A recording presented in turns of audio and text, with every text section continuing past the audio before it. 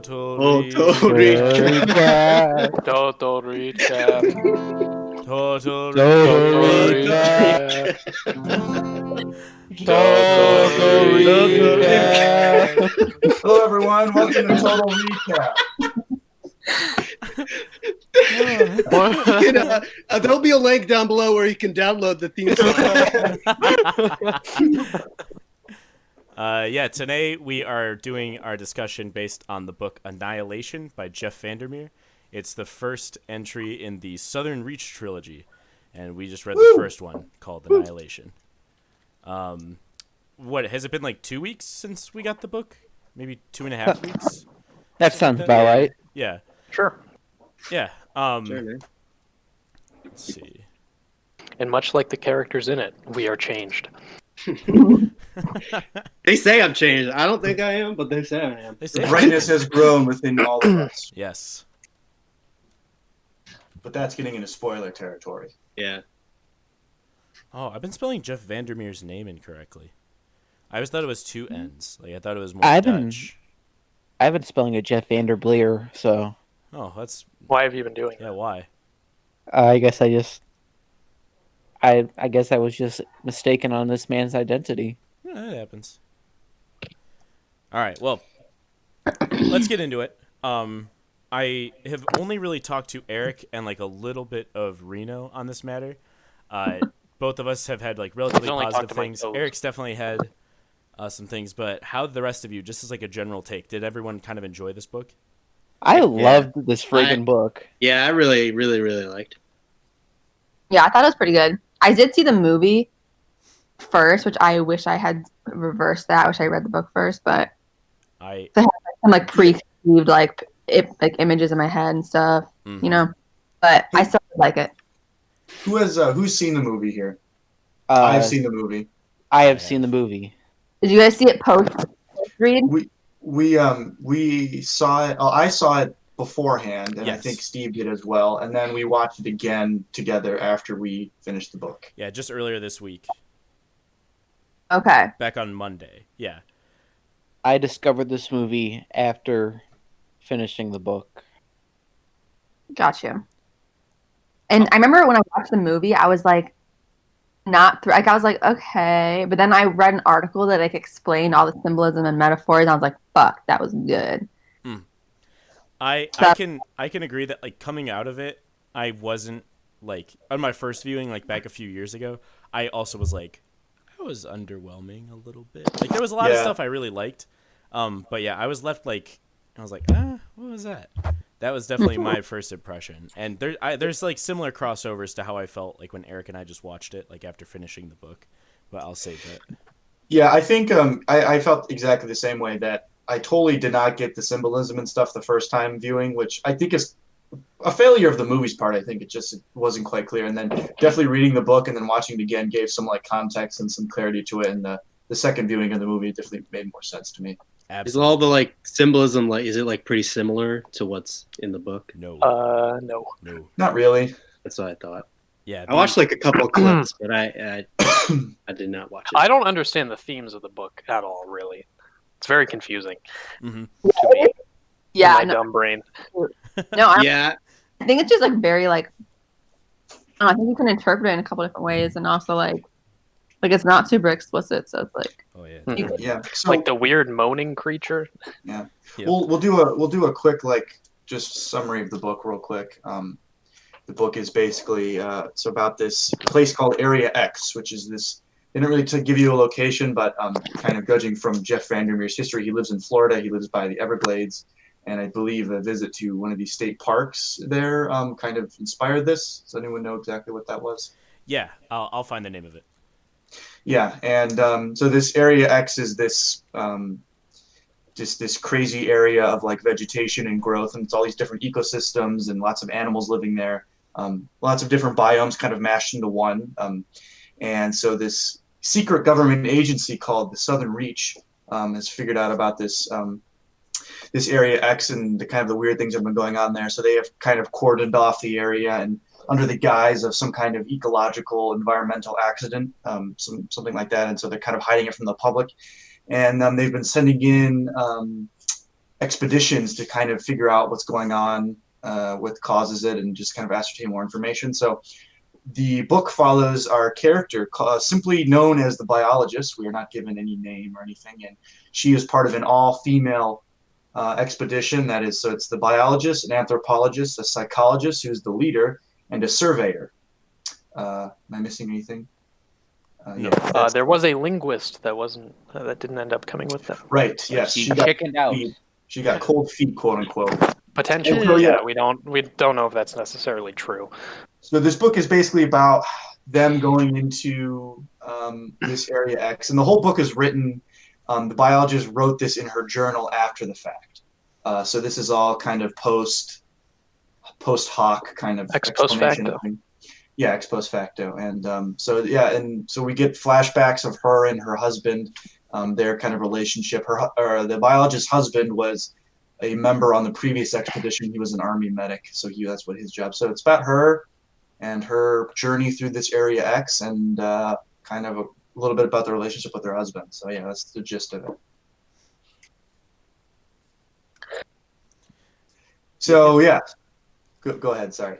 No, it's okay. So yeah, I want to. So that's the general gist of it. But the one thing that definitely stands out from this book, and I think stands out from Jeff Vandermeer as a writer, is definitely how this book is written. I want to just talk about like the writing style and like how he tells the story, because there's a few elements to like his story writing that make, I think, this book unique from most other things that I've read. It's just like a very particular voice, and one thing that cannot be said is like the visual imagery and how he writes is not lost on the reader. This is a very flowery book, literally. No pun Talking intended. like so many descriptions of the surrounding, like overwhelming nature Gay people, around him. the masses. It's just in this Area X, this state park is just completely overrun by nature. Nature's taken it all back, and so his language is just full of addressing all of the just overwhelming nature around you. And so it's just like a very pretty thing to read. That was my favorite part of how he writes things. It's super easy to follow. It is. Go ahead, Smiles. I was just agreeing. I didn't have much to go else off. I think one very important thing to keep in mind about the narrator, who's the biologist in the writing, is so one, it is written in her journal after the fact, so that's one thing. Also, all of the people in this expedition were hypnotized by the psychologist, so that's one other thing. And then the other thing is that very early on in the book, the biologist inhales these spores from a part. We'll get into that a bit more, but which she notices it changes her a bit.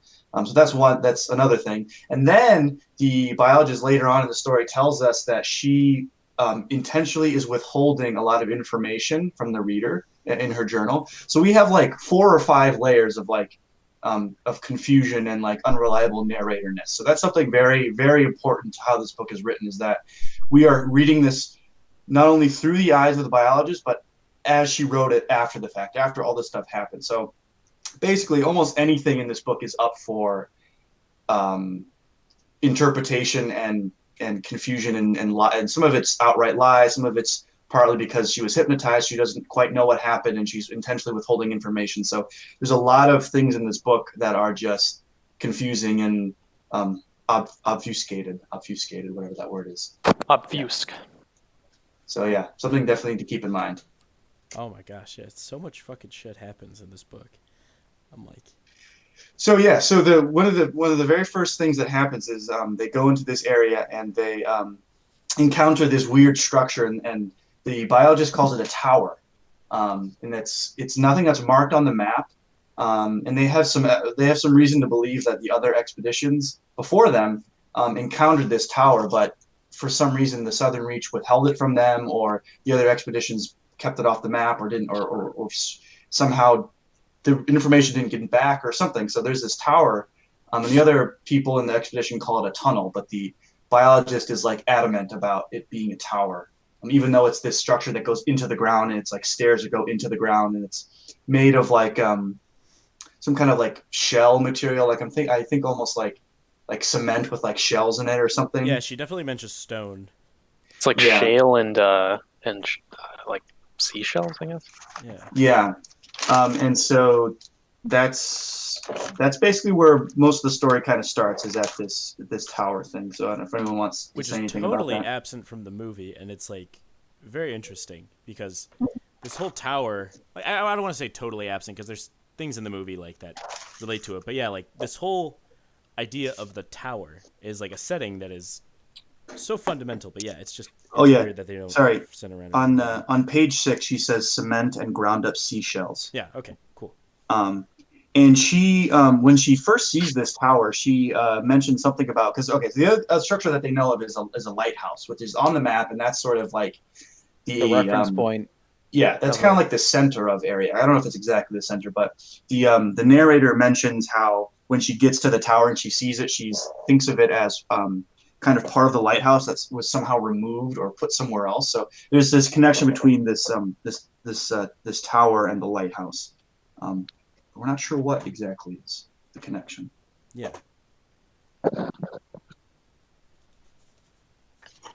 Trying to think. Like, do you guys want to go kind of like chapter by chapter and just talk about kind of everything that evolves? Because a lot of stuff kind of builds on top of each other or like escalates. Yeah. Yeah, maybe that's a good way, is just to begin talking about things like chronologically and how we thought of like the different chapters. Yeah, because there's a lot. That's what I'm beginning to think is like. I don't even know where to start. Yeah, it's a little difficult to just jump into. So, from the beginning, the one thing that is like to notice, like the reason they're all like these 4 women is it says that it's just one of the variables of these like 12 expeditions, supposedly, that they were just trying to control for. They were just testing a bunch of different variables to see like what made the difference or like what stuck. And so this one was just like all 4 women. The thing that I liked is they really didn't mess around. The story just like kicks off right inside of Area X. I really liked that. Yeah, because all the backstories kind of shown later. Yeah. Sorry, go ahead, Bridget. Oh, I just said they sprinkle it in there. They just sprinkle it in. Yeah, it's like that. Go ahead, Greg. I like, even when like, I really like the flashbacks too. Like, even though they're like, those are perfectly done. Yeah, that could have been kind of boring and like mundane compared to everything crazy going on, but that was like just as interesting, I thought. I feel like you're kind of you're like grasping for any foothold that you can find because nothing makes any fucking sense. So the flashbacks are just like, information, like things that make sense. Yeah, that's a good point. I feel like especially too because you're like these people that don't have names, like they don't have like you said, it just jumps right into like the tower and like the areas, and you're like, okay, but who are these people? So like specifically like background on the narrator, I feel like is extra like, oh yeah, gimme. Yeah. I like the dynamic between her and her husband was like so like unique and like, oh my god, really interesting. And fucking heartbreaking by the end. Yeah, I love that dynamic. It was such a good. I'm at a loss for words. I just like this book. Yeah, she keeps mentioning how like the biologist, she mentions how she's like just this introvert, this highly like technical scientist who is this expert on transitional ecosystems, which is why she was selected for this. And so and she just basically lives her life like in these tide pools and like going on these grants to do research and things. And her husband is kind of the opposite in a lot of those ways. He wants to be a part of something. He kind of has this like sense of honor, and he's kind of outgoing, and he's always trying to kind of coax the biologist out of her shell. He calls her the ghost bird because she's like this little kind of ghost that is not really a part of his life in a lot of ways. And so he's always kind of teasing her about like being absent and like not a part of his life and not there. And which I think kind of culminates ultimately with when he volunteers for this expedition before her, and he goes off and tries to do his own thing and ends up getting, becoming something else. And then, so that's their dynamic.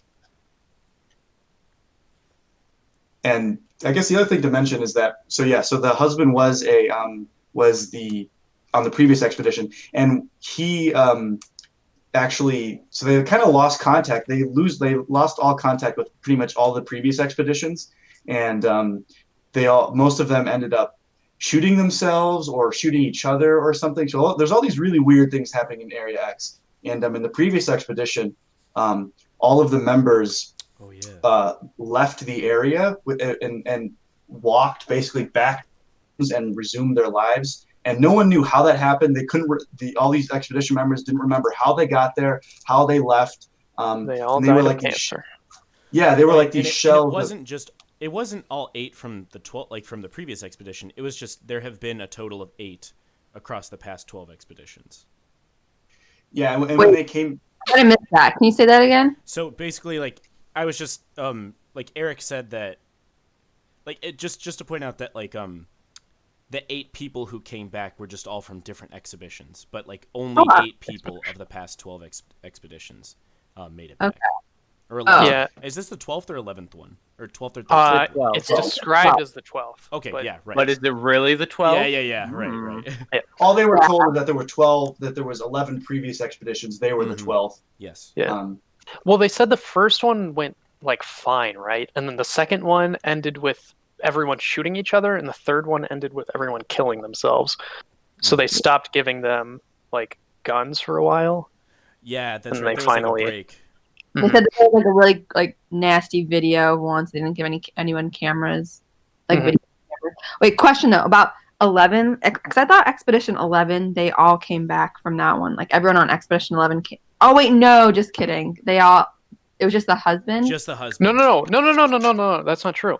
Because I thought everyone did come back from that. I thought it was at least all more than one people, more than one person. I thought that they said that like they like all split up and then people started. Like someone got. Does anyone have the chapter where she first talks about her husband? She describes that she recognizes the face of one of his expedition members because there was video of his post-expedition interview, and he answered all the questions in the same blank way that her husband did. I remember what you're talking about. I just didn't think he was from the 11th expedition.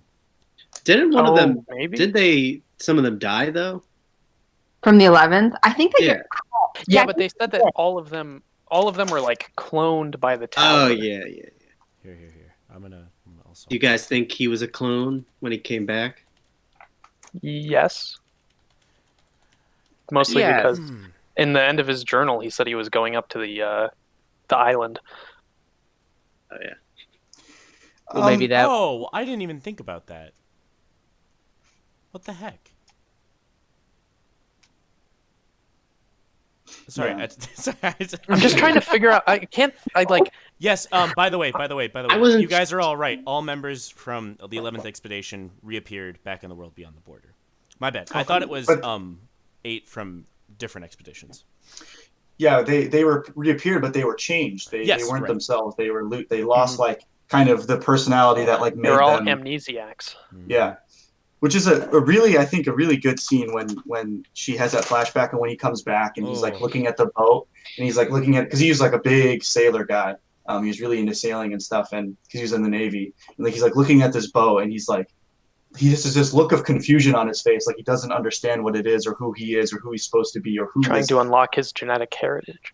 He knows that there should be something, but he doesn't know. He's a Gola. Yeah. I mean, he might be a clone. He might be, they do mention that there are doppelgangers. But yeah. Yeah, that's so because I remember the whole doppelganger thing, and the movie makes quite a show of the whole doppelganger business. But I didn't even assume that of the husband. Yeah, I guess I just assumed that like, obviously he comes back and he's like he doesn't really come back, like he's changed. But I just assumed that was like something that was like changed permanently within him, and that the doppelgangers were fucking unrelated or something like that. It's interesting that the doppelgangers got cancer then too. Yes. What? There are imperfect copies, maybe. Mm-hmm. Well, I mean, like, isn't the zone itself is almost described as a cancer? It's like growing on the side of the earth. Yeah. So everything is constantly evolving out of control. The cancer symbology is definitely something that is heavily done in the movie. I don't think it's necessarily a cancer. I think Area X is described more as like a big organism in and of itself, because when she goes into the tower and she's talking about the tower, she keeps saying that like the walls are like actually flesh and she can hear like a heartbeat, and that she has a quote about when she goes down into the tower, she's like going down the gullet of like a great beast, and everything. And I get this sense that like everything in Area X is kind of connected as one thing, because when people go in there, they get almost assimilated into this thing in some way. Because I think of like the moaning creature. The moaning creature was described as something that had a human face because it had the skin that sloughed off, and has human emotions because when she's running away from it, she describes it as it being like sad and wants her to notice it. That's one thing. And then all the animals have human characteristics. When she sees the dolphin, it kind of reminds her of her husband. She mentions that a little bit later as well. So I just have this idea that like Area X is like one big kind of organism in some way. One big like tidal pool, or like her old pool that overgrown itself. It's just this one big kind of ecosystem, and it's trying to like assimilate these things or something, because that's what it does with the doppelgangers. It makes these imperfect copies. It kind of assimilates these things, and it's growing bigger. And so I don't think it's necessarily a cancer. I almost feel like it's like a big organism or something. Oh, then do you think the crawler is kind of like a form of antibody? I think the crawler is like the brain of the thing, because there's that scene when the anthropologist gets a sample of the crawler, and the biologist takes it up and looks at the microscope, and it's human brain tissue she sees. So I almost think the crawler is the thing that's writing the words. So I almost think of the crawler as like the brain or the consciousness or something, and like it's writing these words, and it's sort of at the heart of Area X, because you go down the gullet of this creature in the tower, and you all the way at the bottom is where this crawler is. So I almost think of that as like the heart or something like that. And then this at the center of this Area X, which is kind of one big thing, because that the crawler is also spoilers, but the crawler is also the Lighthouse Keeper, and so the lighthouse is kind of described as almost where this thing started and kind of the one landmark. So he kind of came from the heart of this thing, and he's at the center of it. And this one thing is one big organism or one big ecosystem or something like that. Yeah, the one way that I interpreted the crawler differently, because I know you've mentioned that before, Eric. And so I didn't see.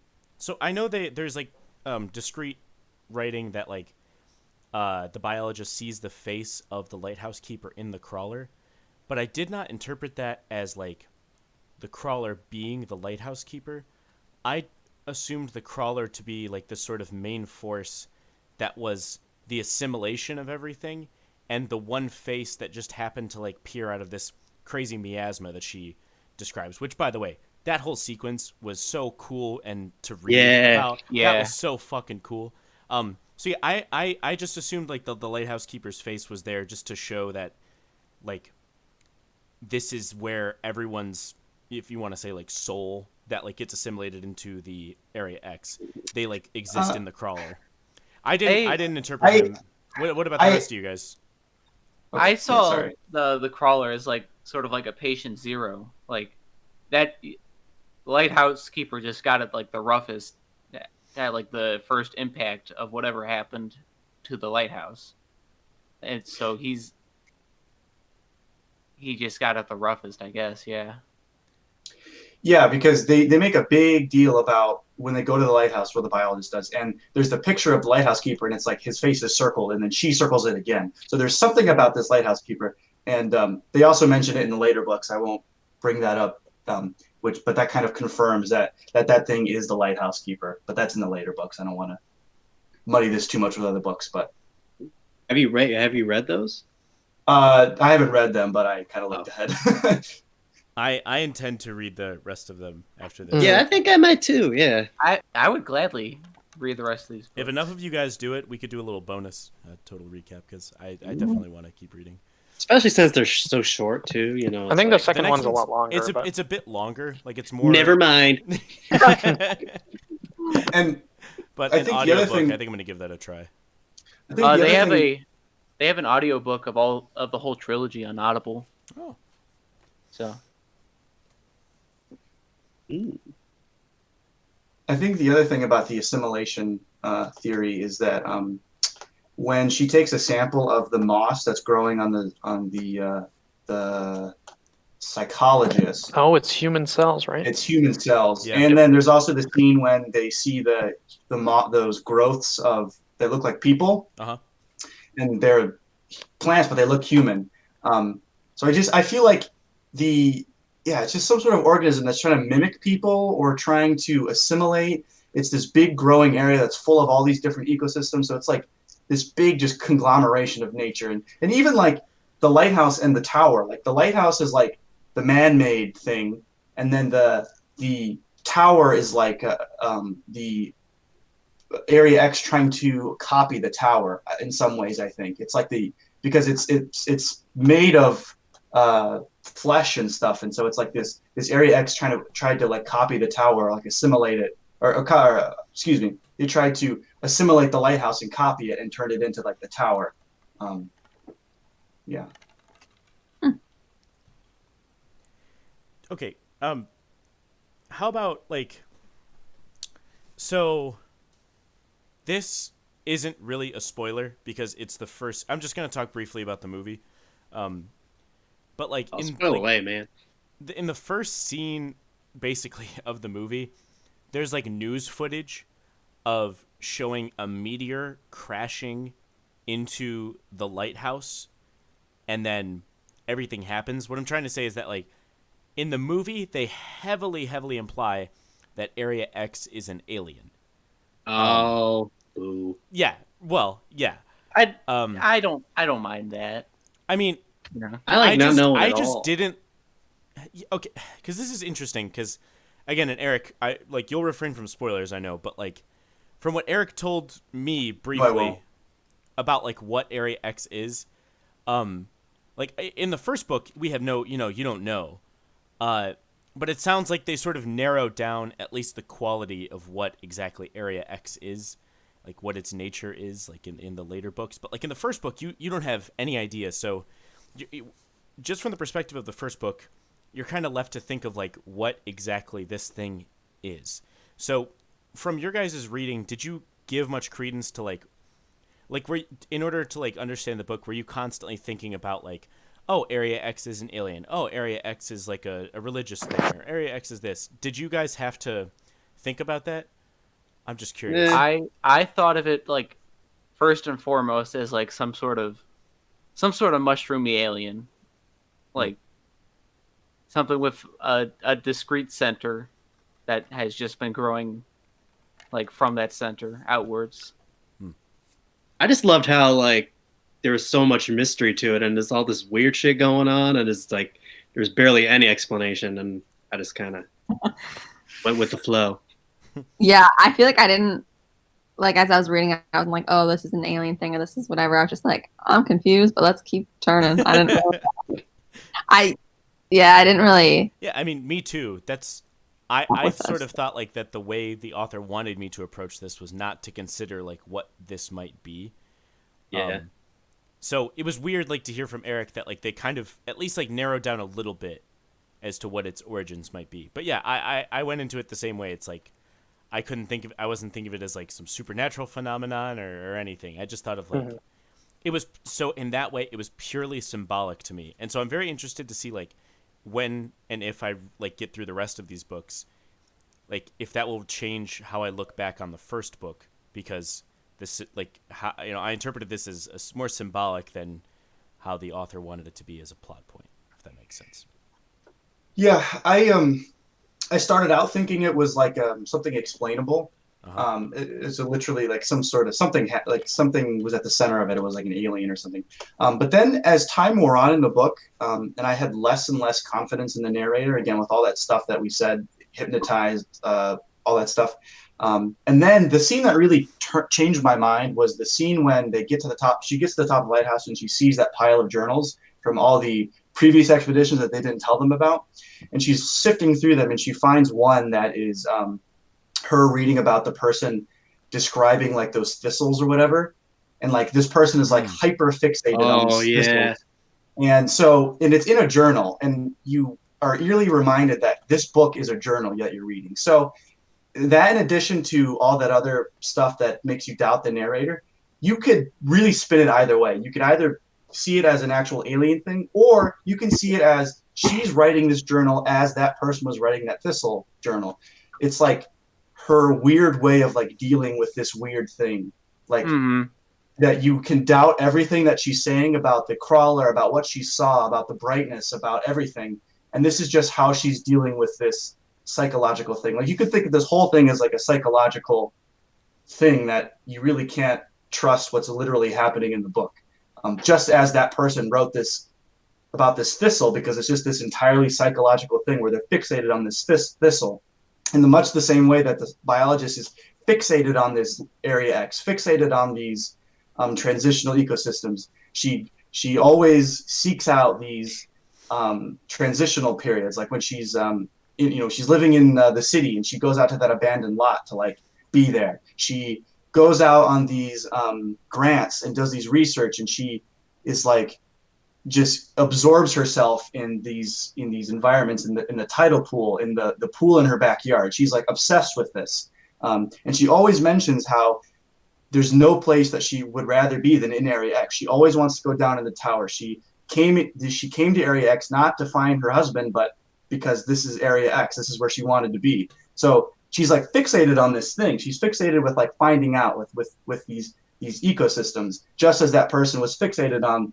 the thistle. So it's almost like you could think of it as an alien thing, but I don't know if that's true. I think it's just her kind of, the brightness maybe changed her, and this is how she wrote about it, because all the stuff that we're reading is after she changes, after the brightness like takes her over and whatever, so it's really all up for grabs. When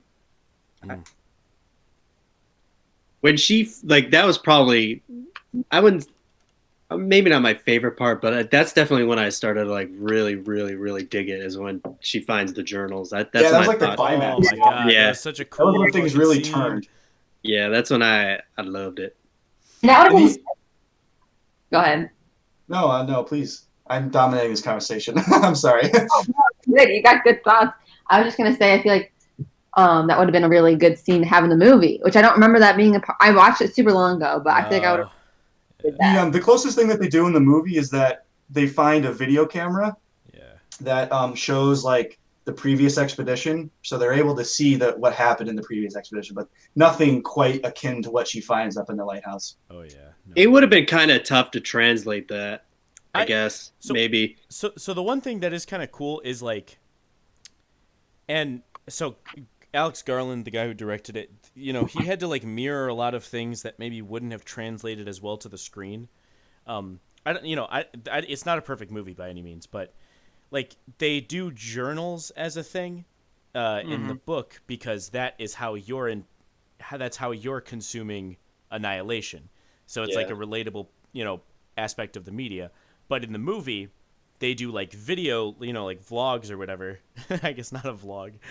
What up? Jake Paul finding a dead boar in Area X. YouTube history. That movie was. But they, that's like the video logs were the same thing. It's just that like, it's so tough, when you compare a movie and book, because, oh my god, the video logs in the movie, I would say, were borderline they're not very useful. Then it's can be a little corny sometimes. Yeah, I don't know. Like the journals that she found revealed a lot of things and really told you that things were not as they were. But like the video logs in the movie didn't tell you that. They just showed other weird shit, and you were like, yeah, I know, weird shit's going on. But like the journals were way more important in the books. It would have been cool though if there was a video of just a guy freaking out about thistles. That would have been kind of funny. Weird pines. Whoa! All right. Something else I want to ask the group here. Okay, so this book is called Annihilation, right? And then the chapters are all, they're not gerunds, but it's those words with ION at the end of it. It's like immolation, assimilation, all that stuff. Integration. On page 6, they have the quote that's, "The beauty of it cannot be understood either. And when you see the beauty in desolation, it changes something inside of you. Desolation tries to colonize you." That, and then one of the brainwashing things, not brainwashing, what's it called? Hypnosis things, is the psychologist has a command to tell the hypnotized people, and it's the word is annihilation. And when the psychologist says annihilation, you're supposed to kill yourself. And we see that scene when the biologist comes upon the wounded psychologist after she goes away, and she sees the biologist and she starts screaming annihilation, annihilation, because she sees that this biologist has changed. The brightness has like almost completely taken her over, and she's trying to get herself. So what are you guys' thoughts on Annihilation, the name of the book and what that means in this story? Let's see. I'm trying to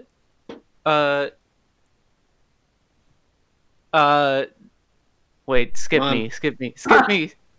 Oh. I'm trying to find a quote. Skip me. Well, I mean, overall, I thought the hypnosis was so cool, and like that could easily gotten kind of hokey, but I'm glad that they don't play it. They don't play that up too much. Yeah.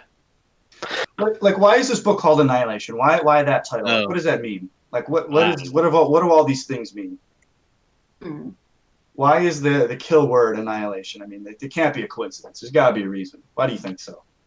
I just don't know, Eric. I just don't know. I don't know. Leave us alone, man. I have an opinion, but I get it. I feel like I'm dominating this. I want you guys to like. You're the only one who knows. I'm trying to think about it. Like, I'm sorry. I went to go use the bathroom. Did you hear my question? Yes. Okay. Yeah. No one said anything yet. You didn't miss much. I feel like it's like alluding to the fact that this place, it doesn't just like it completely gets to every part of you, and it's not like, just like it changes you a little and then it kind of backs off. Like it's gonna go until it fully consumes everything that you're thinking about and how you are as like all your behaviors and stuff. Like it's like just all consuming. Like it will like annihilate who you are, who you previously were. Right. Total annihilation. Which is what happens to the previous expedition members, right? All the things that make these people unique and make them humans, it's gone. It's completely annihilated. When the husband comes back, he's completely unrecognizable. When the psychologist from the previous expedition, when we see his video, he's completely unrecognizable. She describes them as like looking at you as if through a dream or through a long distance of looking at you. So like they're completely annihilated in some ways. Yeah. I know Steve has a good thought about Annihilation. Do I? Steve? What? Steve? I have a couple thoughts. I don't know if it's the one that. So if this is not what you're thinking about, Eric, feel free to say it. But like, so I just thought like so the one way that I thought about it as the book was going on is I just thought that having words that ended in shun or ion, were just good framing words, to just like whenever Jeff Vandermeer was trying to like make a point about the theme or like an idea that he was trying to come across, he would put that theme or word or idea and condense it into an ION word, so it would draw the attention of the reader almost as like a pattern, something that would like be pointed out as you're reading the book. Like you would see desolation or assimilation, and you were like, okay, this is a word that has to do with everything. Similar to how the beginnings of all the chapters had all those words that would sort of like set up the theme for each of the chapters or the thing that was going to happen. And in terms of the actual like word itself, annihilation, just as Bridget said, it is a full, like, complete changing destruction that Area X like wreaks upon your body, on who you are on the area. But it is not destroying matter. It's still the properties of matter, the laws of matter. You can't destroy matter. It always turns into something else. So a big part of this book, and what I think Alex Garland took away when he made the movie, is that annihilation is almost like a reallocating of things, just changing it and turning it into something else. The humans who entered Area X were completely annihilated. All presence of everything that we in the regular reality recognize as humans was annihilated. But like remnants of not it was destroyed, but not destroyed. transformed. Yes. The little the moss eruptions, any sort of thing that had a little bit of like a human presence that the biologist was able to notice.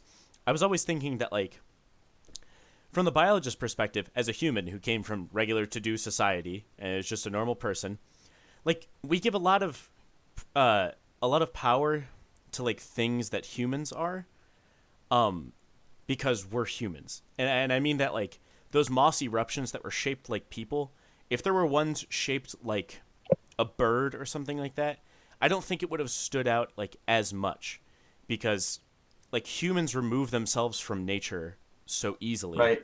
Well, you know, we are animals, but yet like there's a separation between humans and animals when we talk day to day. So like seeing those, like these plants that like took on human-like characteristics stands out a lot more as readers, even though it should just remind us that like we are nature the same as everything else. So it's like we are everything. Everybody who entered Area X was annihilated, but it was just a return to form like before, and that was my big take on Annihilation. So I want to capitalize on what you just said real quick. So you were talking about how humans like to remove themselves, and really we are a part of nature. I think that's another way you can read this story, because I was kind of getting some vibes of like almost like a conservation kind of message to this book, because they mention how Area X is like expanding. And so I almost picture it. You can pick. This is not how. I don't think this is the main message, but I think this is one way you can read it. You can read it almost as like nature reclaiming itself. It's pulling the humans back into it. It's into its folds, and like, you know, I don't know, like reclaiming all the damage that we've done or something. Like we're coming back to form. We're coming back to who we were. The nature is re-bringing us back in, and because I always think about like they always talk about like if humans were gone, like what would civilization look like? All these buildings would be covered in vines and things would fall down. Nature would live on. Nature would reclaim it. So I almost think that that's almost partly how you could read this, as like nature reclaiming humans back or something like that. I kind of like that. I definitely thought for like the first 2 chapters or something that this was like solely like a plant-based ordeal among the Area X. a very vegan ordeal. I didn't want to say that, but yes, a vegan ordeal. Reno would know about that. Yes. So What do you mean, Smiles? You know what I mean. What do you mean? You're a vegan, a soy boy, a no meat eater. Fuck you. So so the first chapter. So the book's called Annihilation. The first chapter is Initiation. The second chapter is Integration. The third chapter is Immolation. Fourth chapter is Immersion, and then the last chapter is Dissolution. So except Initiation, these words are almost like dissolution, immersion, immolation. These are all like destructive terms, but it's not just destructive, like Stephen said. It's change. You are becoming a part of this thing. You are immersing yourself. You're integrating yourself. You have this ego dissolution or something, and then you're becoming part of this Area X. Which, I think again, you think of the moaning creature, which is very human-like. The moss eruptions, the moss growing on the psychologist, the words on the wall of the tower that are actual words, and they have little hands in them, and they're almost Bible-like. She talks about how the tower's alive. So again, I have this feeling of like, you go into here and you are colonized by the desolation, as that thing said. It goes inside of you. This brightness gets inside of you, and you become part of this greater thing, this greater organism. It mimics you. It camouflages you. It takes parts of you and integrates it in.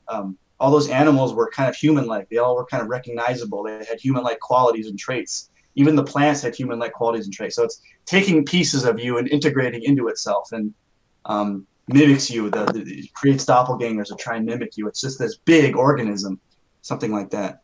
And I think also this is something they talk about. I think they did really well in the movie, that they did better in the movie than in the book, but they give each character their own annihilation in some way. Each character has like a reason for going in there and self-destructs in some way, which is what the biologist does, I think, in this. I think she self-destructs kind of because she always talks about how she wants to go deeper into the tower. She wants to go into this area X. She wants to integrate herself.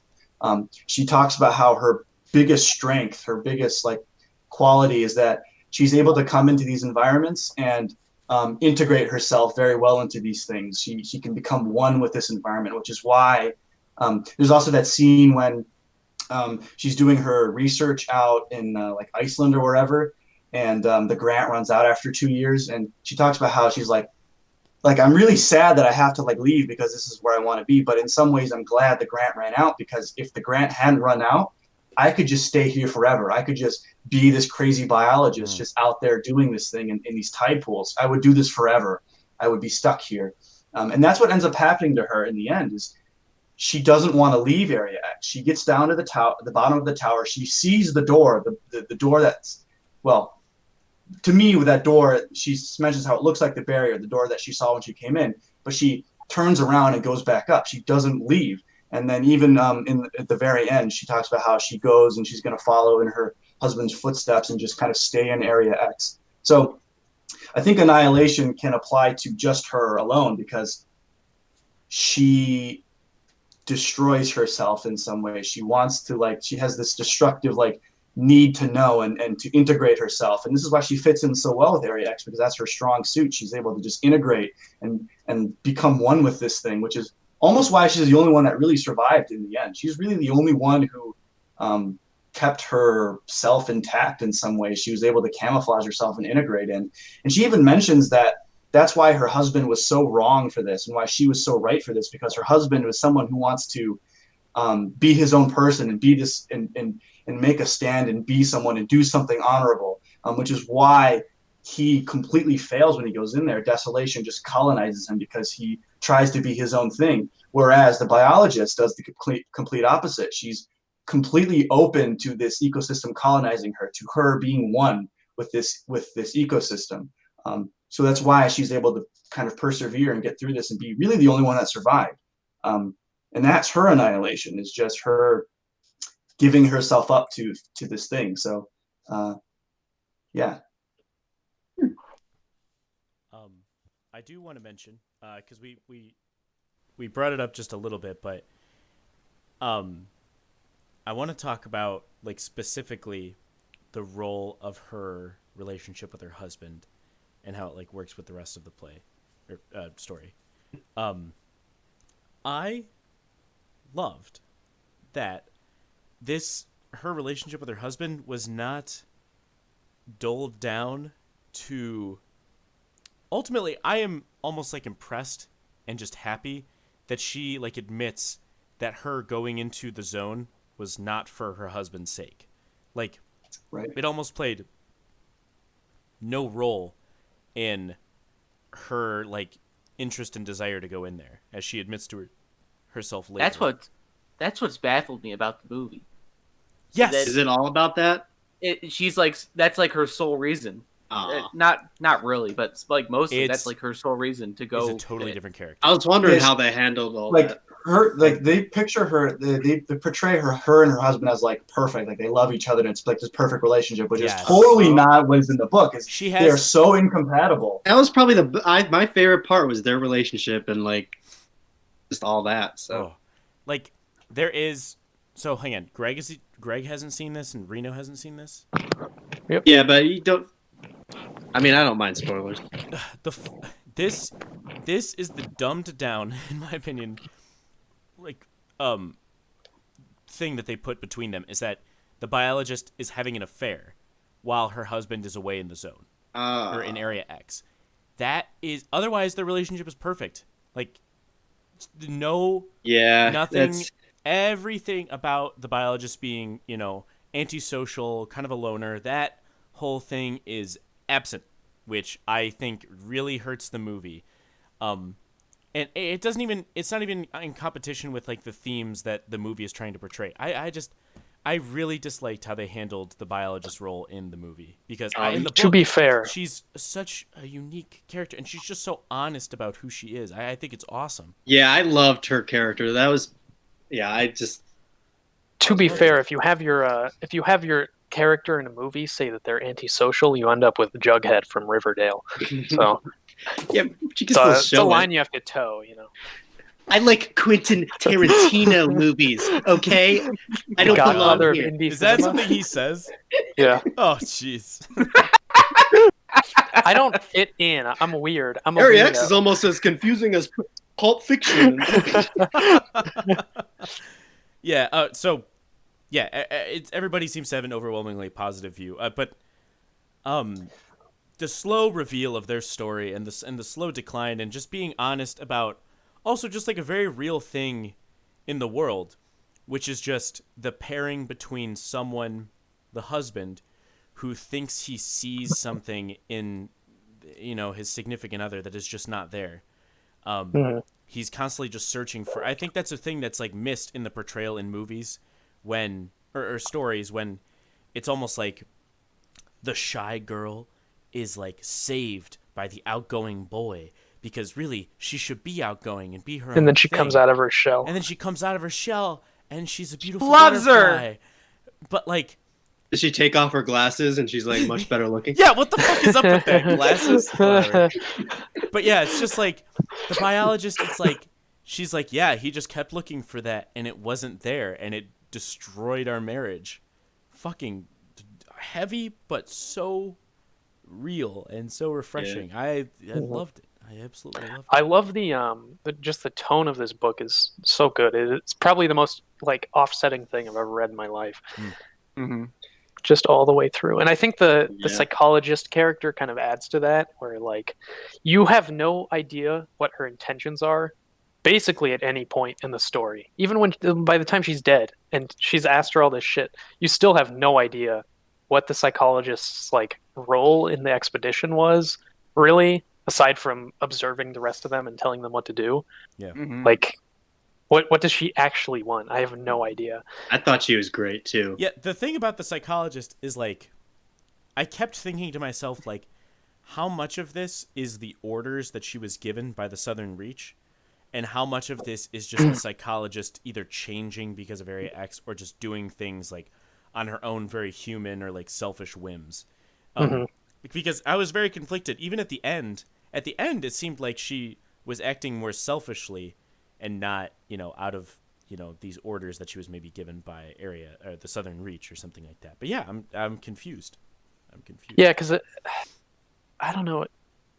Because when it's first introduced, it's like, okay, the whole hypnotism thing, it's like, okay, maybe it's to calm them down, it's to help them get them through the barrier. Yeah. But then like that first time that she's immune to the hypnotizing and she's like talking to the other two, it's like, it seems like this was entirely unnecessary. Like this point of hypnotization, like you just did this to cut off their discussion basically.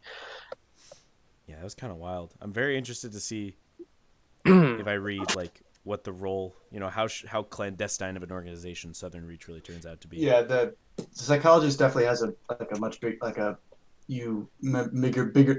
words. She has a much bigger role in like the later books. You kind of learn about her and stuff. So I know I've been singing this book's praises, but I'm going to drop a bomb and disagree with a lot of things that have been said because I don't like how many times the N-word is in this book. I'm like, I don't say it. I thought that was weird. It's unnecessary. I thought it was a little low. I'm going to be honest. Low-hanging fruit. Everyone was talking about how much they loved like the relationship between the wife and the husband, biologist and the husband. And I have to say, I didn't really feel that. What? Whoa! Yeah, I'm not gonna lie. I think the big thing that really turns me off about this book is I am too much detached from this biologist. Like we are reading what's happened after the fact in her journal, and so even the scene like when she's going through the crawler and she's like expressing like this agony and like all this stuff, she literally says, it was like I don't know exactly what it is, but it's not verbatim. But she's like, it is the worst pain I've ever felt. And like when you say that like that, I don't really feel the pain. Like you're just literally just telling me it's the worst pain you've ever felt instead of describing it. And that's partly just I think a nature of the fact that this is just a written account after the fact. We're not actually in the moment experiencing it with this character. We're reading all of these things after the fact. So she's describing like walking through the crawler, and I totally just didn't feel any of the emotion or the pain because I know I'm reading it after the fact. I'm taken out of it because I know the journal that she wrote after the fact. Even all of the flashbacks and stuff is like I'm not actually in the moment experiencing that with that character. I'm just reading it after the fact. And so I don't know. I didn't really feel the emotional impact of a lot of those things just because I was very aware of the fact that I'm not reading this in the moment with that character. I'm reading it abstracted, written in a journal much after the fact. And so I was not really there for most of those emotional scenes just because I knew I was reading it a description after the fact. And just that language where he writes, she's talking about drowning and she's like, it was the worst pain I've ever felt. And I didn't really feel like I was experiencing that with the character. That was a big thing for me that I just couldn't get on board with. And the other thing was, I know I argued with this, not argued, but I had this like intense discussion with Steven for like 10 minutes about just this one sentence in the book. There's a lot of sentences like this, but there's just like these weird sentences that are like not correct. Like they're just not like grammatically correct, but they're not grammatically correct in such a way that I get confused. Like trying to think of the scene. It was when she finds the eruptions. And I don't have the quote on me, but there was constantly these sentences that were just so confusing and just were so obtusely written that I don't know if it was purposeful, but it was so weird. Like or even like the scene when they're in the bottom of the tower and she's like describing the past shadows of like the writing on the wall, and I had to reread that passage a bunch of times just because I just didn't understand what was being said. So there's a lot of like, so he's a good writer, but there's a lot of like editorial things that I think really just detract from it because there's all these really weird sentences that just confused me and didn't make a lot of sense to me grammatically. And then again, I was not there for the emotion. All the pain and stuff that was happening, I felt so disconnected from. I just couldn't get into it. But that was just me. By the way, just in case, because I wrote it down, 98 at the top of the page is where you were all right. remarking. Oh, okay. I lied. I actually have a bunch of sticky notes that are about this. Which sentence? Do you want to read it for us? You said it was 98? Yeah, the top of 98. It follows that entire paragraph. This is right after the dolphins, for context, where she looks into the dolphin's eye. Okay. This is right after. So 98. Like, 98 for me is not that. So I know exactly. I underlined what you were talking about. So this is the camouflage one. Oh yeah. Yeah. But no. Now that we talk about it, you also had an issue about the eruptions, the things falling at his feet. Okay, yeah. Okay, I'll read that. I'll read that part. So it says, okay, so the camouflage one is, so she's saying. Yeah, this is right when she's like at the end of her visitation of like the ruined village. In an instant, that glimpse was gone, and they had submerged again. I had no way to verify what I had seen. I stood there, watched those twinned lines disappear up the canal back towards the deserted village. So that's the sentence before it, and then this is the end of the paragraph. It says, I had the unsettling thought that the natural world around me had become a kind of camouflage.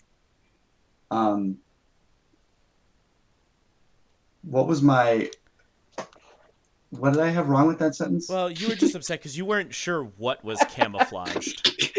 Oh yeah. So yeah, she's saying that the natural world had become a kind of camouflage. What is being camouflaged here?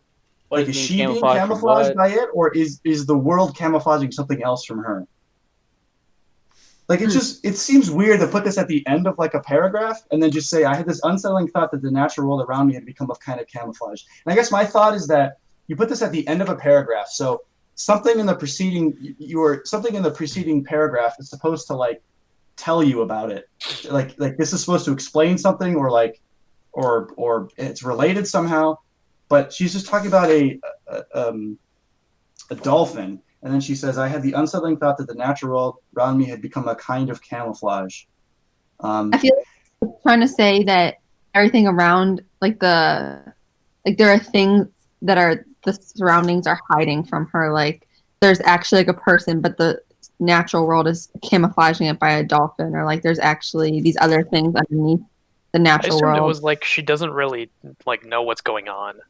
Yeah, but that's the only explanation I came up with, was that it's written kind of mysteriously to just make you go not really know what she's talking about exactly, to be revealed possibly later. Yeah, but that wasn't the main one, I guess. The one was that fucking eruption. I was like neurotic about that. Yeah, I can safely say that Eric had a lot more issues with like just the writing of this book than I was ever even noticing. There were a few times where like I kind of agreed, like like some of the sections that he was talking about stood out to me, that they were like written in like an odd way, but I thought it was to service like the mystery of everything, and I was definitely not confused in the same way Eric was. Oh, and then the other one that was weird was when she was talking about the sludge on the stairs, with the footprints of the thing, the crawler. No, the boots behind them. Oh, yeah, the boots. But she's psychologist. also describing like the impressions that the thing left. It's the marks she had pointed to were oval and about 1.5 feet long, wide. 6 of them were splayed over the steps, blah, blah, blah. So she's describing like that. I had to read that a bunch and like draw it out because I didn't really understand what she was saying. But I'm trying to find that eruptions one because that was like the big one. That eruptions one is on the page before it. Oh, is 96. Should have marked these out better. Second bottom paragraph.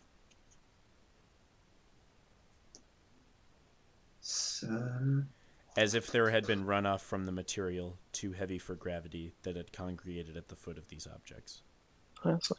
Wait, what page is it? 96, second bottom paragraph. Oh yeah, okay.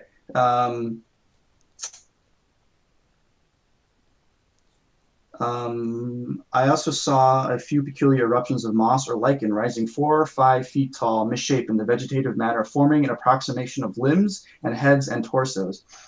And then that's so period. Then it says, as if there had been runoff from the material too heavy for gravity that had congregated at the foot of these objects. I don't know. That's just written so like weirdly. I also saw a few peculiar eruptions of moss or lichen. The vegetative matter forming an approximation of living torso, as if there had been runoff from the material too heavy for gravity that had congregated at the foot of these objects. Just like a fragment. I don't know. It's like it's not like a full sentence, and it just stopped me enough to like reread that. I guess in retrospect, it's not as bad as I thought it was, but yeah. So there's just a few things like that caught me up a bit. I was not a huge fan of, but that's just me. I was going to ask everybody, like, because we've been talking a lot of really like good stuff or just like analyzing the book, but like, what are some stuff that like maybe we didn't like or like wish were different? Well, I was gonna say, I know you guys have been like, oh, I loved how like mysterious everything was, and like how like the fact that a lot of things were confusing like was like a good thing from what I've heard you guys say, and I can appreciate the mystery and like being kind of, you know, not straightforward to like build that kind of like suspense or whatever to a degree, but I feel like it was maybe a splash too much for me. I was like, okay, give me a little bit more. Like, I don't know. I don't like being like totally confused. I wanted to know, like by the end of the book, I wanted to have like a little, like maybe a few more answers. I know it's a sequel, but I was just kind of like, and there, I think particularly like, I know he's like really flowery in his language and stuff, but I feel like there were a lot of sentences where I was like, I don't know, I was like, that didn't mean a whole lot to me. I know it's like, I don't know, like he was like holding back, so I guess that's just how he is in this whole book. It's like not straightforward or explicit at all, but it's like I wanted maybe a one notch more. Yeah, I think I need the context of like the other two books before I can say whether or not it's too confusing. Because like as it stands, I have no fucking idea what's going on. But maybe after I read the next two books, I'll have kind of an idea what's going on. But it also leads. It's like it's still a sour note on Annihilation. Eric mentioned that like, this book almost can be read just by itself. You could come away from this if you just read like the first. I don't know what a good example is. Harry Potter or something like. It's still a complete. Yeah, it's still a good story, but then that like the whole chosen one thing gets introduced. There's still more to it and many questions that still need answers that you assume will get answered in later books, but you still have a good story. So you hope like in the first book or first part of any story. That it's still a story in and of itself that you can enjoy.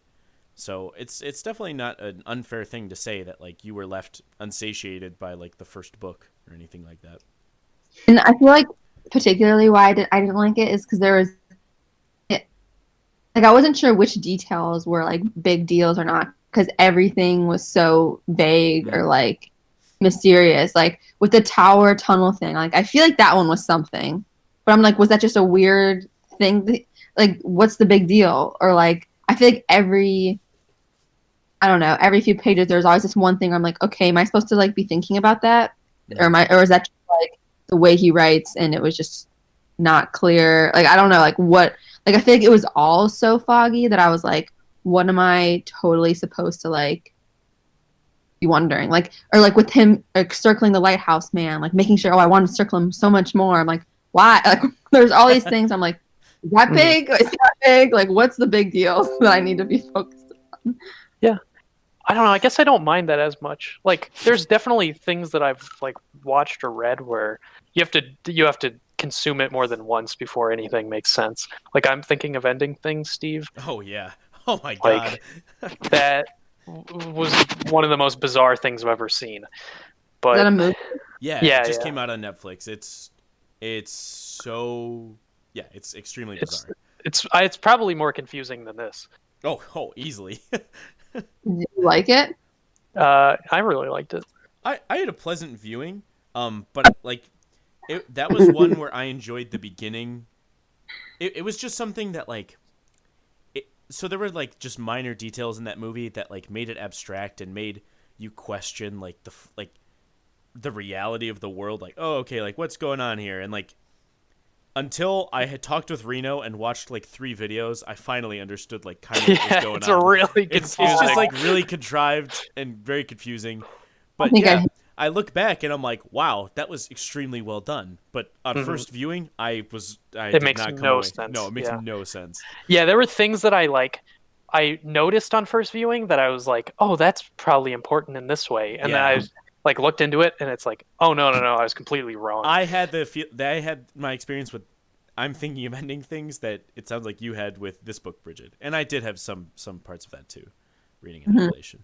I mean, I still did like Annihilation, and like I'm thinking about reading the next books, but yeah, from what I understand, like the second book, the next book, goes into more about the Southern Reach. You learn more. I think the 2 characters are like agents in the Southern Reach, and you learn more about like the psychologist and the biologist and kind of the organization. And then I believe the last book is you learn more about like what Area X is and why it's there and everything. So I do think that this book is a complete thing. You could just read this and be fine with it. There is a lot of things that are left unanswered. The whole Lighthouse Keeper and who the psychologist is and what happens to the biologist and stuff is all things that are answered later. But I think that stuff you can leave it standing as is. And like, just to go on what Bridget was saying, I do think I kind of agree with that a little bit. Just the how everything is just a little bit confusing and vague. And I think, again, that's just part of the downside to this being written after the fact that she was already completely changed. She was, she became the little flame or the ghost bird, and she just was completely changed and hypnotized and everything. And so this book is written by someone who even tells the audience that she's not giving you the whole picture. So it does lend itself to being something that is very confusing and incomplete.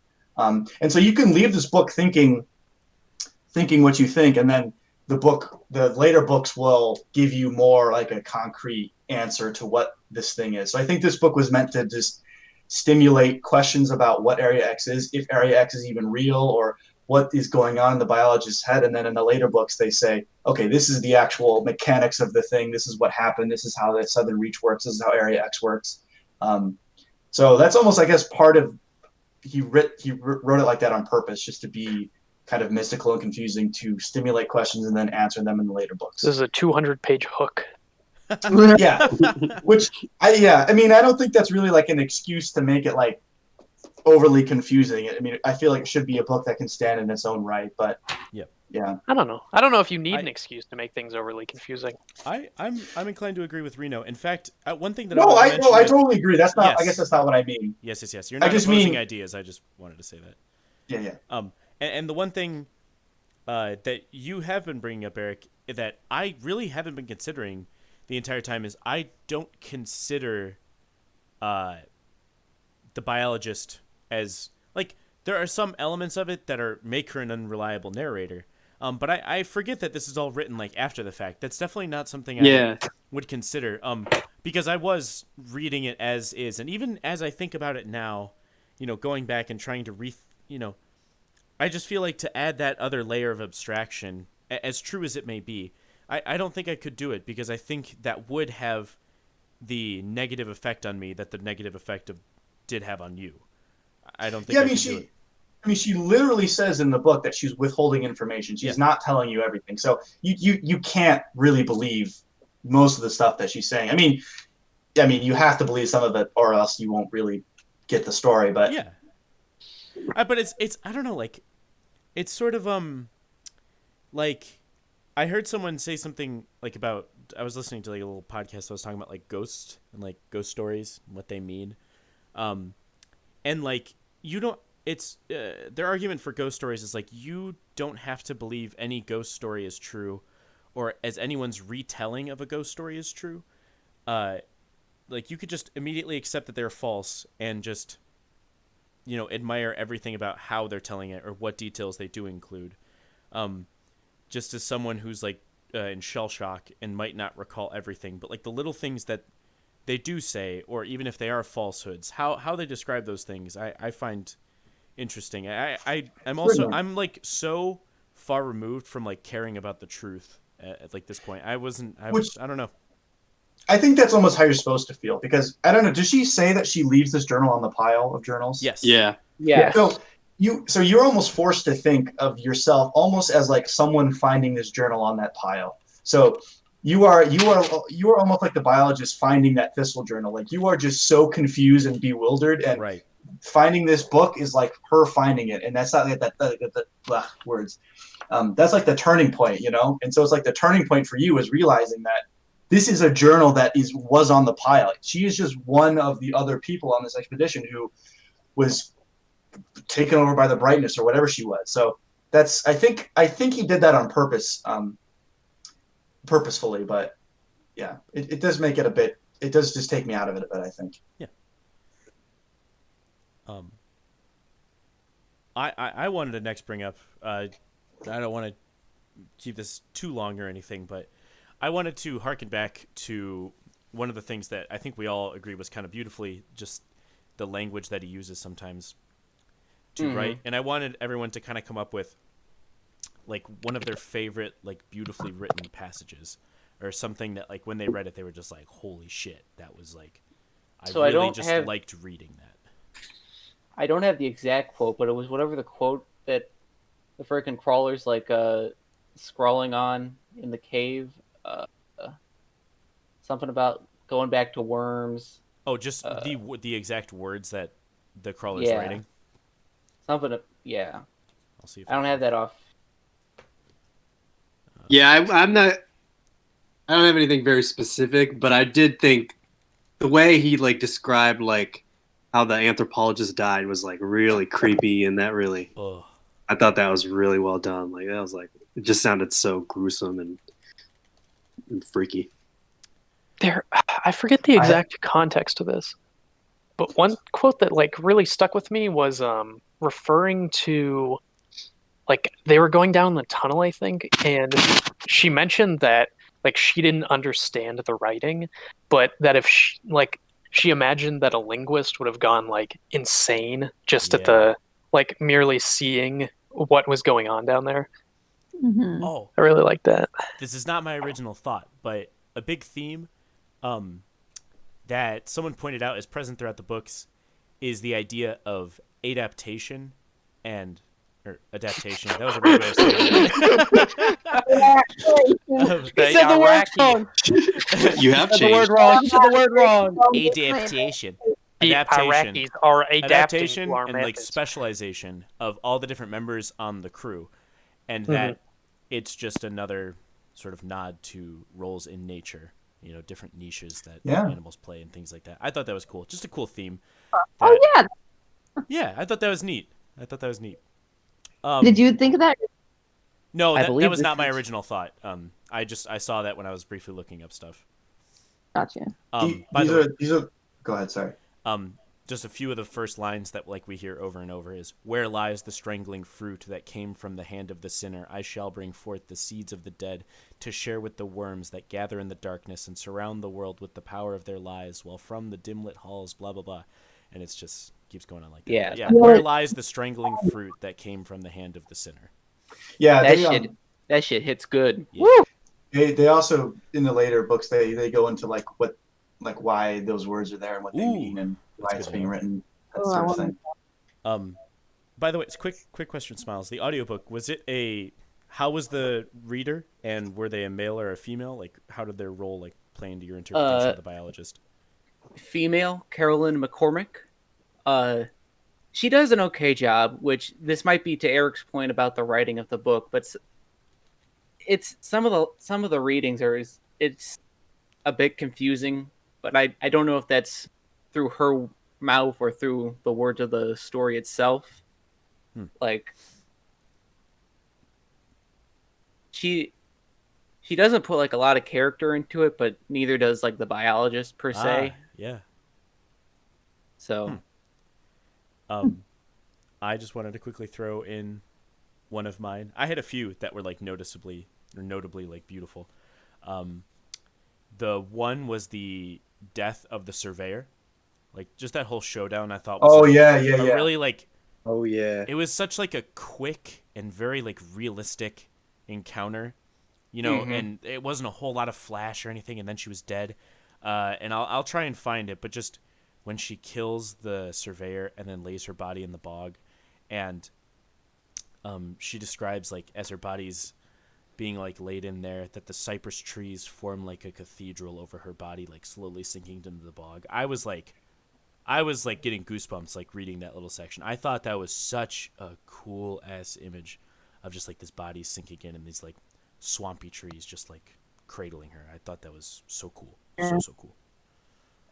Yeah, that scene is another like thing, because she talks about how the only reason she was able to kill the Surveyor was because she like was able to she could smell the Surveyor through the grass and like hear her breathing. And she had like, again, she was becoming one with Area X. She could sense things that were going on a while away. And then right after that scene, she goes into like the coma or whatever, and she's like seeing images and things, and she's talking about how she was like she was like in the water looking up, and she was looking up at the psychologist and the Surveyor, and they were looking down on her. So again, just another thing about how she just was becoming one with the environment and assimilating into it. Yeah. I guess one of my favorite scenes. Well, I did like the scenes. I liked all the times that she was talking about how, like, you know, she's talking about her childhood and like the pool, the overgrown pool outside was what got her interested in biology. And when she was living in the city, she would go and take walks to that abandoned lot, and she would like look at how the abandoned lot was like being overgrown. And then like when she went on that research thing to wherever, and in the tide pools, and she just was getting lost in the tide pools, becoming this crazy biologist. And then when she on like the last day of her grant or whatever, she went down to the tide pools and saw that glowing mushroom not glowing mushroom, glowing starfish that she was talking about, how it like predated all the other starfish or whatever. Yeah, it's the destroyer of worlds. Yep. And I kind of interpreted that starfish as being like her, because she had a brightness in her just as this starfish did, that absorbed all the other starfish or whatever. So I did like all those scenes because I felt like they really just lent a lot of meaning to the book, and I did like those scenes a lot. So yeah. Yeah, I liked all the flashbacks, like particularly the one with her childhood pool. I thought was really good. Oh, hell yeah. Like a quick one, but I like how her husband like blames her that he's going to Area X, and then he quickly like says like, "I'm sorry, that was like a dick move. I didn't mean that. I'm sorry." Oh, That sounds like you, Smiles. I'm sorry. That was mean. You say that a lot. I didn't mean to enlist in the military. I'm oh, sorry. I just really fucking felt for every part. I'm bummed that it was. I felt like Oscar Isaac could have done a really good job with that. I whole agree. Character. I agree. And Natalie Portman too. Like, kind of bummed. I have a quote from that scene you mentioned. Sorry, was that Smiles you just mentioned that scene? It was. Yeah, I think that's the same scene. She says, "My response was a profound silence as he searched my face for what he thought he had hoped to find there." Oh yeah, that was good. God damn. And there was a previous quote that said something about silence creates its own violence. So something about silence. Oh, that there. was the psychologist's notes. Yeah, you're right. Oh, yep. Yeah, when she was interviewing her, I did like that one. I did remember that one. That Can you was read the the only first? thing she wrote about the biologist. Yeah. Oh yeah. Silence creates its own kind of violence. That was what it was, right? She wouldn't answer every question. Wait, Eric, can you read the first one that you said that everyone was like, "Oh shit, I got distracted." I was reading. My response was a profound silence as he searched my face for what he thought he hoped to find there. Mm. So baby. sad. Damn. Oh yeah, there's also the psychologist had like a note or something. She had there was she a had name all on of it. the, Oh, it was the hip. Wasn't it like the commands? Yeah, it was all of her Okay, well yeah, hold on. Yeah, subliminal there messaging. was two moments where we got glimpses of names. There was no names throughout the whole book, but there was two scenes where we got glimpses of names. There was when she goes into the lighthouse. There's an overturned table that are, and then inscribed in it are the initials RS. Oh yeah. Mhm. I didn't know what that meant. And then on the name of the letter, RuneScape. she says, "What? What'd you say?" He said RuneScape. Oh. And then on the name of the there was a name on the letter that the psychologist had, and the name started with S. So I wasn't sure if that was related or what that meant exactly. But Wait, what letter did the psychologist have? I don't know. It just says like she was searching the body of the psychologist, and she says on, I think it's on 134. I have written here. Oh, sorry. She doesn't like her child. It might be her husband, but like she didn't even care. She didn't even know. Yeah. I forgot. That was about another that. thing I thought. I forgot was, about that too. That was another thing I thought was like weird about the movies, that they like put a lot of effort into making sure you know these people's names. Yeah. When it's just like not a big. How did you guys interpret like her finding the psychologist's dead body? She describes her flesh as becoming like spongy. The way I like pictured that, I thought her whole body was like becoming spongy, not just like her skin. She said she felt her shoulder, and the shoulder was spongy. And then upon further examination, she saw that she had taken a wound in the shoulder, and the biologist surmises that wound was from the crawler, and that it was spongy because there was like moss and shit growing on that's it. what I interpreted as like mossy. Yeah, because she survived falling off of the lighthouse, so I was like something must have happened to her. Oh, like she was SpongeBob. Yeah. So that was the scene when she's searching her body, and There was some notes scribbled on the margin, one about the Lighthouse Keeper, another read north, the third island. She said the psychologist had written a name on the envelope. At least it looked like her handwriting. The name started with an S. Was it her child's name, a friend, a lover? Blah, blah, blah, blah. And then she says something about sacrifices don't need names. And then, and then she finds a slip of paper that has all of the phrases on it. About me, she had only this cryptic phrase: silence creates its own violence. How insightful. Yeah. There's so many things that I've thought of, especially like sleep. I read it all in one day, and then I went to bed and I was thinking about it. And there's so many things that I'm like, what the fuck does this mean? Like, I have zero idea. Like why is the linguist originally part of the group and then never shows up? Is that like hinting something about the psychologist, or is that like meaningful in its own right? Like, I just have no idea. I think, go on. I was just gonna like interpreting some of those details. What was I gonna say? Like, especially like with the little letter that she like wrote to her son, or like whatever S or whatever letter. Mm-hmm. I sort of was thinking about that as just like a little remnant of like little personal things that not even like the biologist understands like what it means, and it's just like pointing out the little like mundane things like in other people's worlds that like mean something to them, but like the biologist herself isn't so sure. It just like painted like like you don't really know, but you know, you just sort of see the psychologist is just like, she just had this letter to someone probably very important to her, or like was long past, and I don't know. I didn't really think of like. I don't know. I guess it's just like a behind the stage thing where you're like, I know this is a book. I know that when you're writing a book, you include things that are important to the book in some way, shape, or form. Yeah. Because that's just good writing. And I feel like that's what I was kind of trying to say before. Of like, there were so many of those things. Like, like the letter, or like like all these things. I'm like. And I'm cool with like being confused or building the mystery at the beginning of the book. When I finish a book, I like to have some sort of satisfaction of like, oh, okay, that's what the letter was, or like answer some of those questions. And okay, if it's a sequel and you want to leave a few of those like bigger strings, open-ended, cool. But like, I just got very little satisfaction at the end of it, so I was kind of not thrilled. And now I want the rest of them because I'm like, I want to know the answers, but I'm also like, I'm kind of mad at you for not telling me. Yeah, sorry. Two things real quick. I know I'm talking a lot, but a thought that just occurred to me, because Steve mentioned that like this biologist almost doesn't understand like what this letter is, because there's a big thing in this whole book about names. Like, there's no names. She talks about how she can't remember her grandparents' names. She doesn't ever mention her parents' names. None of the characters have names. She doesn't even say what the name is on the letter. But also that scene where she kills the surveyor.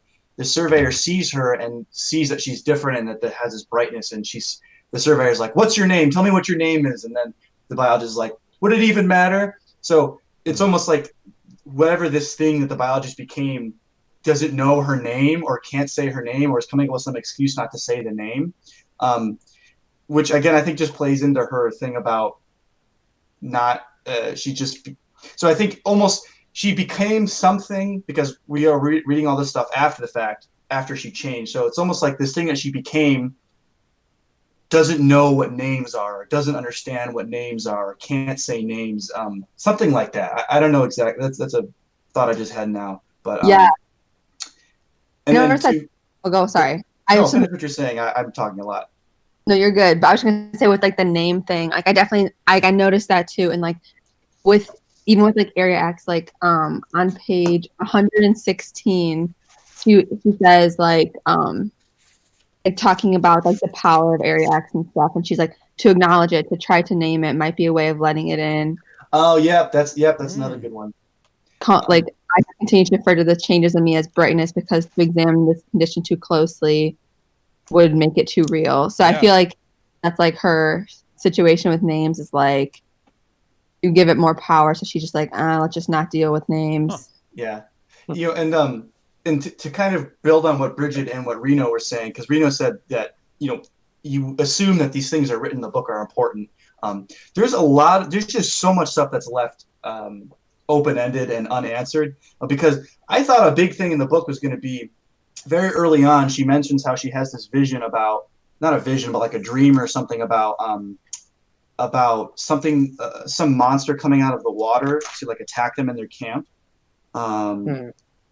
An enormous monster that rises from the waves to bear down on our camp on page 8. So that's something that happens. And then they make a big deal about this protective wall around the side of the lighthouse that's like built alongside of, it's like built facing the ocean, which seems crazy, because why would you build a wall to defend something from the ocean?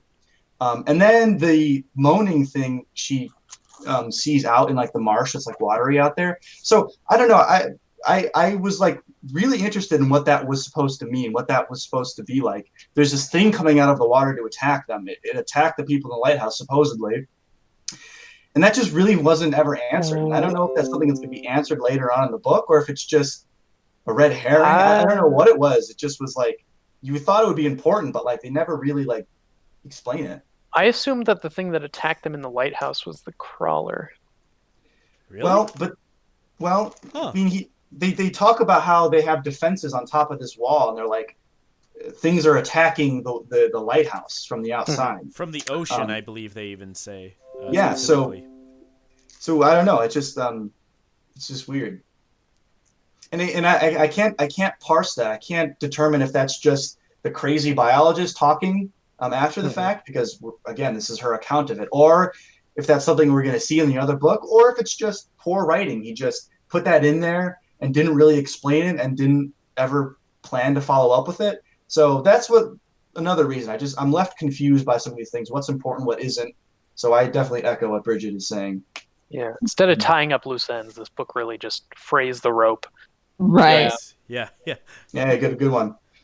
Did you guys have any just one of the specific details that I guess for whatever reason I kept being like, because I feel like he really was making a big deal out of it at the beginning with like the tower versus tunnel thing. Like that came up a lot, and I wasn't sure if that was supposed to be just like like the expedition team is already having stupid petty disagreements, or I felt like I was like, oh, I don't know. I felt like it was trying to suggest something about what that is, and I didn't know what to take from it. Do we know if she started calling it a tower after she inhaled the spores, or was that before? I think she before. called the tower before. I think Right from the get-go, yeah. Yeah. I'm pretty sure like the first line is about it being a tower or something. Yeah. I But think you're right, the Swan. question is, if the whole thing written The first two words at are the the very tower. end, or does she write this kind of as she goes along? Like you can't really tell. I And then she finished it and then threw it on top of the pile. That's how I interpreted it. I interpreted Go ahead, that she wrote this like at the end of her journey. same. Like, Yeah, it seemed mostly like that. Oh yeah, I thought it was on the way. Because I think she even mentions that she was like at the top of the lighthouse, like writing it. I don't remember exactly where that was, but I think she mentions how she was up in the lighthouse writing it. But I don't know.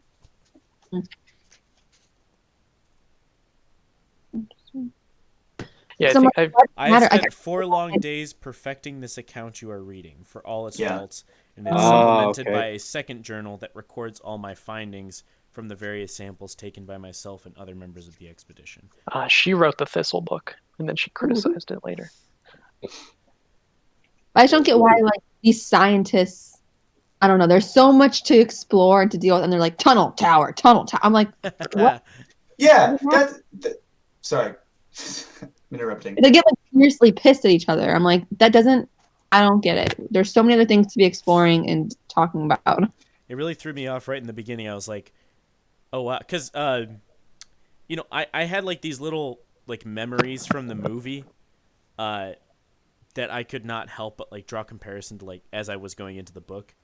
And so I saw that as not necessarily just a plot device, but just like just to immediately wedge the difference between her and the rest of the group. And it's like, oh wow, they're really just like getting into it now.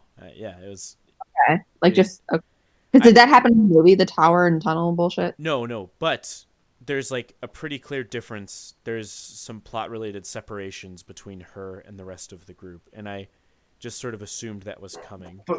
But why? But why the tower and the tunnel? Like, why that difference? So one way that I was thinking about it was even before hypnosis was brought into the mix. One way that I was thinking about it was so this goes back to looking at the psychologist as an agent, like acting as herself, and not necessarily, well, maybe from the perspective of the Southern Reach, but it was just But you a can't short, think like that because the book is the whole thing we're reading is written after the fact. So you can't even really think of her as an independent thing. You know what I mean? No. I'm just saying. Oh, you mean before the hypnosis? I'll just let you talk. Okay. The psychologist, thinking of her like all these like weird like missions or like ulterior motives that she has, like, is she doing these as the psychologist, or is she doing these because of things instilled into her by the Southern Reach? And either way, there is a clear divide between the control that the psychologist feels like she has and the biologist, like right from the get-go. I just thought it was an instilled way to separate the two of them and show a lack of control on the psychologist's behalf. Okay. On something just so insignificant. Okay. No, that makes sense. And I'm actually all right. I accept it now. I was kind of irritated with it before, but and as you were talking about that, I was kind of thinking about it too. And I mean, similar thing of what you're saying of how just like separating them and how they're kind of viewing like Area X. And I feel like specifically because like the biologist is like just all, you know, this is her whole thing. She's super interested in like ecosystems and like interesting nature, and I feel like she just like, what is this, like, I just want to understand you, whereas like everyone else is like, we have to like conquer you and like control. That's a good point. Yep. So yeah, that's a further way of like totally have different viewpoints on this expedition. And to echo the idea that the biologist perspective being so unique and just distorted maybe from everybody else was kind of introduced to us right from the beginning. As I'm just thinking about it, like they were told not to read, like the expedition members were told like not to read or share what they're writing because their experience could be different from just other members of the expedition. So right from the get-go, it's just, this is like the biologist retelling of Area X. And I kind of I just assumed that this was just going to be a very unique thing just from her perspective compared to everybody else. Mm-hmm. Yeah, they also mention now when they're down in the tower, to add to evidence what you're saying, Stephen, is when they're looking at those. Another part I didn't really understand was when they were talking about like the crisscrossing shadows of like what was previously written, and she was saying how like those symbols and stuff were like a writing in and of themselves. I didn't really understand exactly what it was, but she mentioned how she sees this as like a crisscrossing of vines, and she says, well, if the surveyor saw this, maybe she would think it's like crisscrossing of like a coal deposit or something. So like she just even outright mentions that like how they interpret what's going on in the tower is dependent upon their different viewpoints and their specializations and what they are. So yeah, they also mentioned that. True. What was crisscrossing again? It was like it was like describing the way that the words were like appearing on the walls. Yeah, it was because they talk about how there was shadows on the wall of words that were previously there, and it creates like this crisscrossing pattern that the biologist describes as like the words say something and then the way they crisscross and like have this own pattern is like a knowledge in and of itself. And that's when she mentions that, oh, if only the linguist was here, maybe she'd be able to make sense of this. Yeah. Gotcha. Okay. Yeah. It's kind of vague. By the way, I forgot to mention this when we were talking about the crawler, and I'm not entirely sure. So I started to think about the crawler as like being a force of like a cycle, because so this crawler, he like starts at the top of the tower and he just begins writing and writing and writing, and then he goes all the way to the bottom, and then I assume he just like starts over at the top and he just continues writing and writing and writing. And so I thought like maybe, I couldn't quite picture ones that the biologist mentions, but maybe like this like ceremony or this tradition of the crawler always like returning to the top and like starting over, like writing the same words, if that triggered some sort of outside like cycle or some repeating series of events in Area X, and that would give more power to the fact that the crawler is like this brain of Area X. And also just introducing the idea of cycles as a like theme, comparing it to nature, that this was the 12th expedition of like this newest cycle, that maybe the Southern Reach wasn't necessarily lying that it was the 12th expedition, but it was just the 12th expedition of this cycle. So a cyclical theme of things. Do they mention that he starts back up at the top? Because I thought that she said that she has a thing where she says, I don't know what happens when he gets to the bottom. Like, did they mention that he starts back up again? I thought it was just he's going down and like. No, but it did say that there were just old words written there and he was continuing to write new ones. So I just assumed like he either just goes back up and writes or just, he just is constantly writing over everything. Yeah, because I think she has a line where she says, like, what happens when he gets to the bottom? I don't know. Yeah. And yeah, I don't know. Yeah, I don't think she does know. And we couldn't even trust her even if she did say that she knows. So who knows? You don't trust anyone. One last tidbit, I guess, and then we can wrap it up here. But what did you guys think of? There was a whole thing in the last chapter about how the husband was having dreams about let me see, a house and a basement and all the awful crimes that occurred there on page 187, and how he goes to that film festival and sees that scene, in the exact scene in his dreams in that movie. And she says, what does she say? And that just resolved it for him, seeing that this thing was just sort of like a latent thing that was there.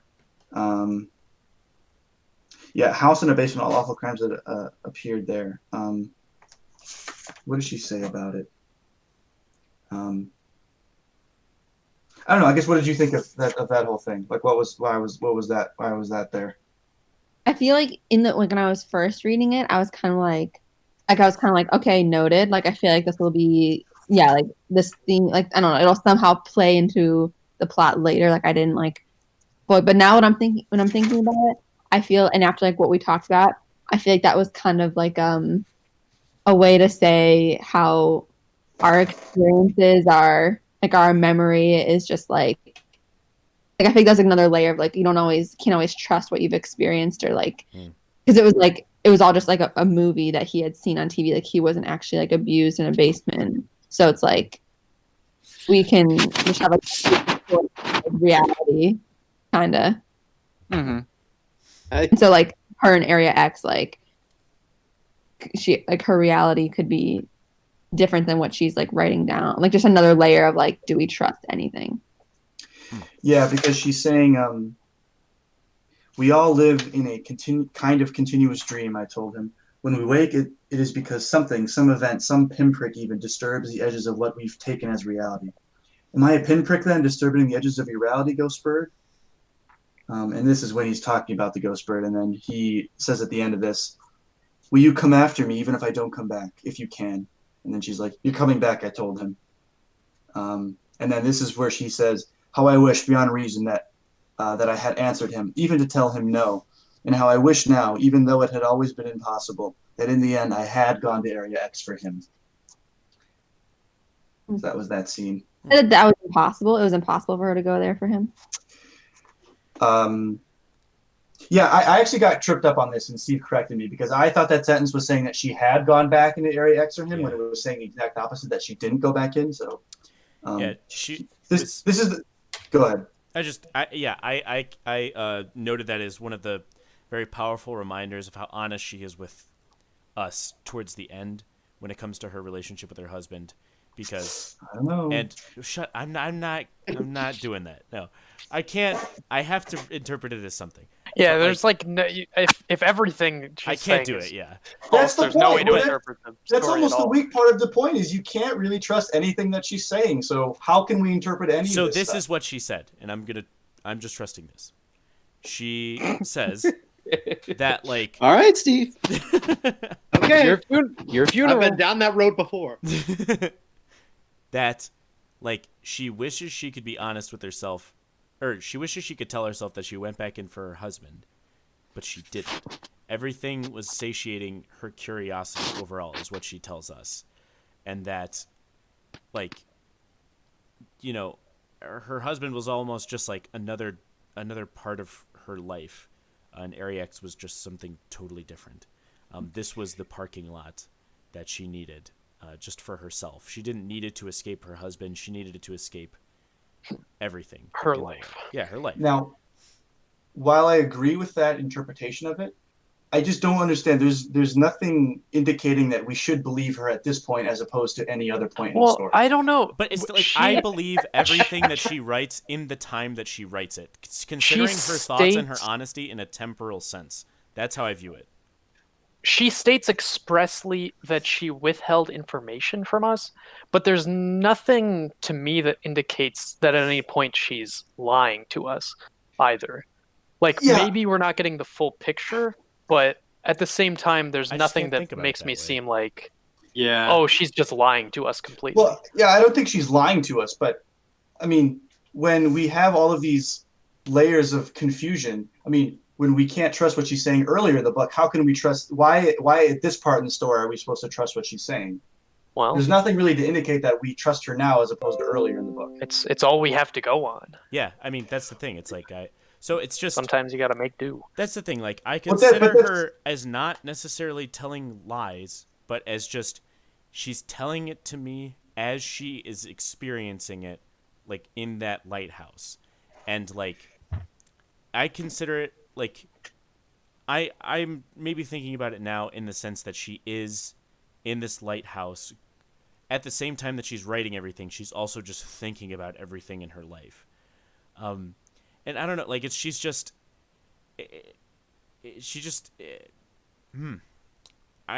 to just, like, process her feelings in the time that she's writing them. Like, when you're talking to somebody, and, you know, you're learning about them, and they maybe drop little, you know, they're maybe mentioning like their family home, and you know, they sort of say like, oh yeah, like I live with my dad and my sister, and like, they're just sort of going, and they're not like really saying like, you know, maybe why the mom isn't like in the picture, or like, and then they sort of like reveal those sorts of things, and you know, maybe they said the words like my parents, even though they were really only referring to like parent or something like that. It's just sort of, I don't know, things just get revealed that didn't really make the previous things that they said like. There wasn't anything to gain there. I don't know. It's just I learned things as she was talking, and I didn't really doubt a lot of it in the sense that would make it significant for me to change a lot of how I viewed the book. Mm-hmm. And yeah, you're totally right that we have to go off of something or this book won't mean anything. And like, you know, we can't just disregard everything that she's saying. But I just think that's a weak point of the book, because if we build this whole book talking about how unreliable that she is, and then we get to this point and there's nothing indicating that now she's become reliable, there's really nothing indicating that we should believe her at this point as opposed to any other point in the story. So yeah, that's a totally charitable view of what is happening, and that view makes sense, and that's what I do believe. I do believe that is what he meant. That this part is the truth. But there's really nothing indicating that we should interpret it that way as opposed to anything else in the book. You know what I mean? Yes. He doesn't throw us a bone as to be like, okay, this time I'm being honest or whatever. Yeah. And so I feel like I'm resisting the urge to like interpret it more than what he's telling me, because he's telling me that this narrator's been hypnotized. She's changed. She has this brightness. How can we trust what she's saying? And then this part, we're supposed to just perfectly go along with everything that she's saying. And I just don't get why I'm supposed to go along with it when we've built up this whole book of her not being reliable. So I'll finish with this. I felt like I was reading this as I don't mean for this to sound pretentious in any way. I mean this.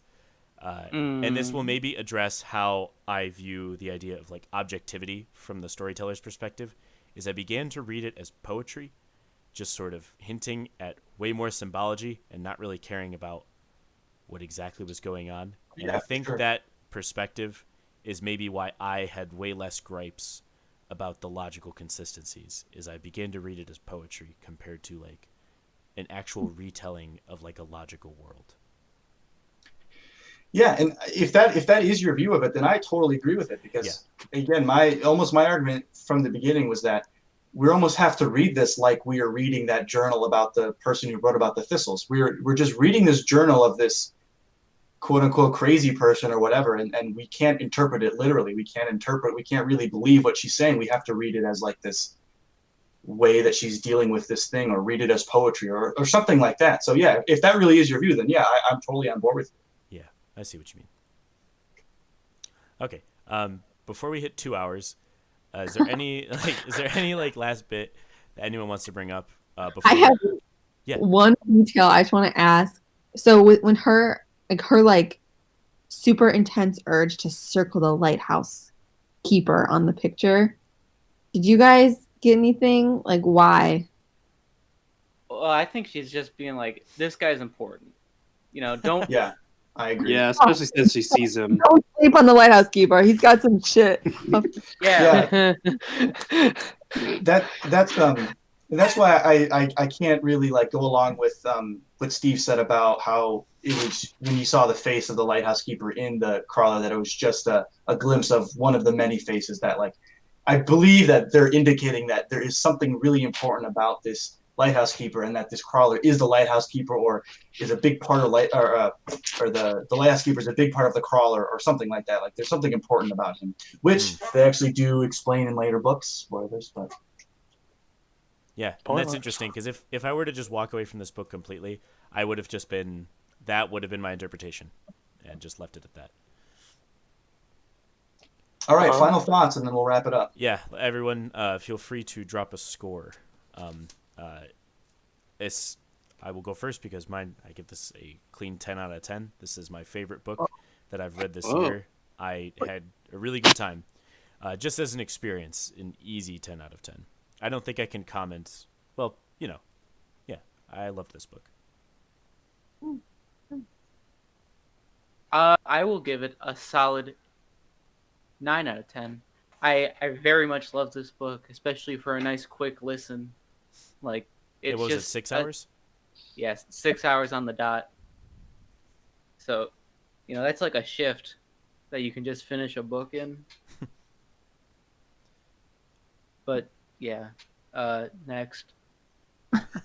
Okay, I'll give it, I think, 7, 6.5. I thought I liked the way it was written. I liked there were definitely certain parts of it that I really liked, but overall I am irritated.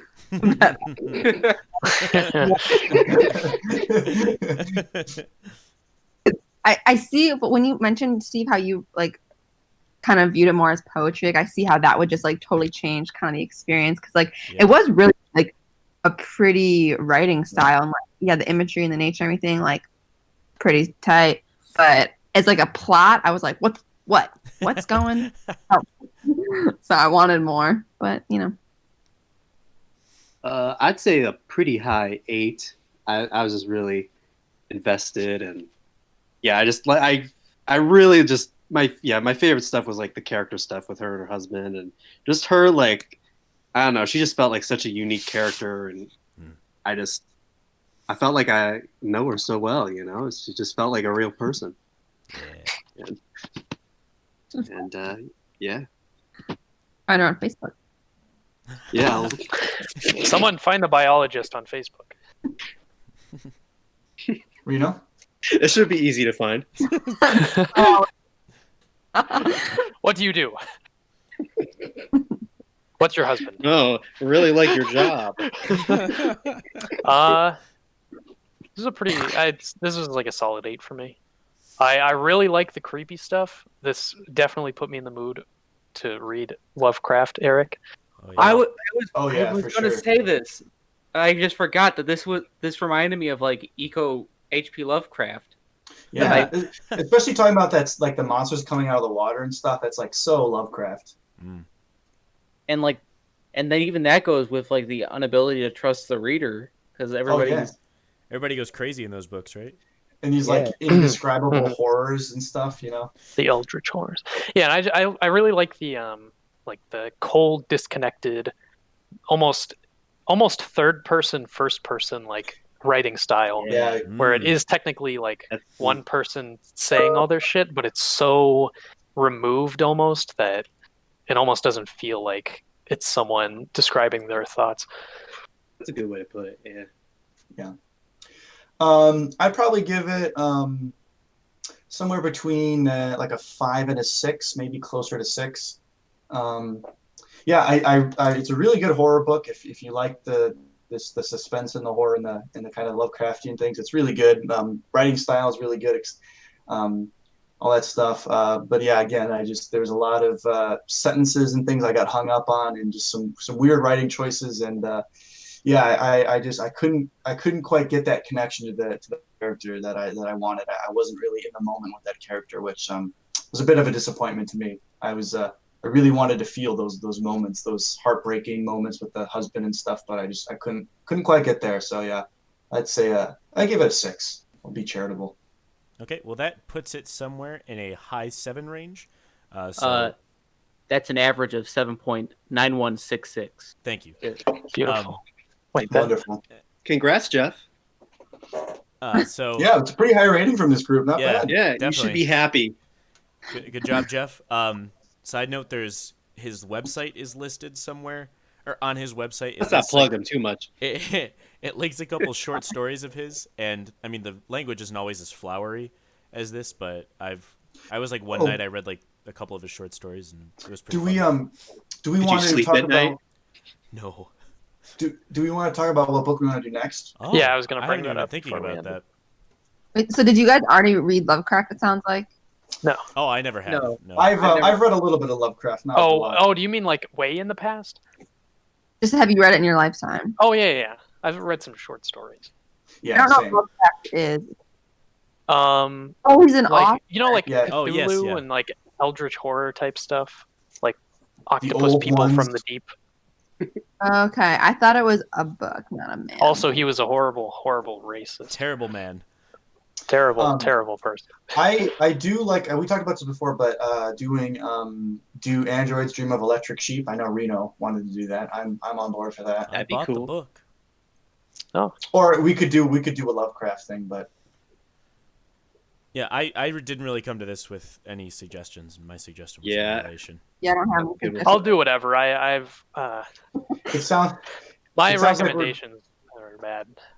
I was gonna say. It sounds like we're leaning towards do androids dream of electric sheep? Yeah, because it's what That's we just talked such a about. cool title. It's a great title. Yeah. Say that again. Androids of what? Do androids dream of electric sheep? Have you heard of And we the could- like Blade Runner? What was that? What? Is there an android with you right now? Have you heard of Blade Runner? Okay, cool. I've heard of it. It's a movie. Okay. And this Like is the novel that it's based off of. Oh shit! Wait, yeah, I did. I think I did see Blade Runner, and I remember really liking and there's like a cool holographic person. Oh, at that's some point. 2049. Yeah. Yeah, That the movie's really good. Blade Runner 2049 was so good. Another Yeah, good that Nas was- performance. Or what? And like we did with this book, we can watch the movie too. That's true. We could watch both movies. I've never seen either, so They're both I Oh, haven't seen the original. Are there multiple Blade Runners? There's two. There's two, yeah. Okay. Yeah, There's like the an original one and then 80s, like the remake. 1982 with Harrison Ford, and then 2017 with Ryan Gosling. Yes, I saw Ryan. One. So And Harrison Ford, actually. we'll meet Yeah. back up. We'll meet back up in a few weeks and do Android's Dream of Electric Sheep. Yeah, I'm guessing at this point, things will get a little bit busier. We're kind of getting, all of us are getting out of the structure of like school. So Yeah. I'd say somewhere around like, we'll talk in the group chat and, talk with people. But somewhere around like the beginning of January, we can talk again. For sure. It's the only time we actually talk, so I'm looking forward to it. I miss you guys so much. So yeah, like within the week we can narrow down if it's this book. I'm down for this book. I have it. I was just gonna read it eventually if we weren't gonna pick it for the book club. And then we'll listeners expect another episode 1 month from now. I know you'll be sitting on the edge of your seats. Don't cut Smile. that tree down. Hi, Don't cut future that- Smiles. Hi, future Smiles. Thanks for listening, Smiles. Yeah. I wonder what your comment will be on this. Oh, I hope your Better shift be at work nice. starting at what 4 a.m. I hope that gets over soon. I have trouble listening to the ones that I'm on, but you know, I'll do it, baby. I Sound can like just I'm doing mute every it. time you talk. Yeah. We'll Well, we bleep it do out. that regardless. We'll deal with it in post. Don't worry about it. All right, I'll stop recording. Wait, Bye. Smile, where do you work?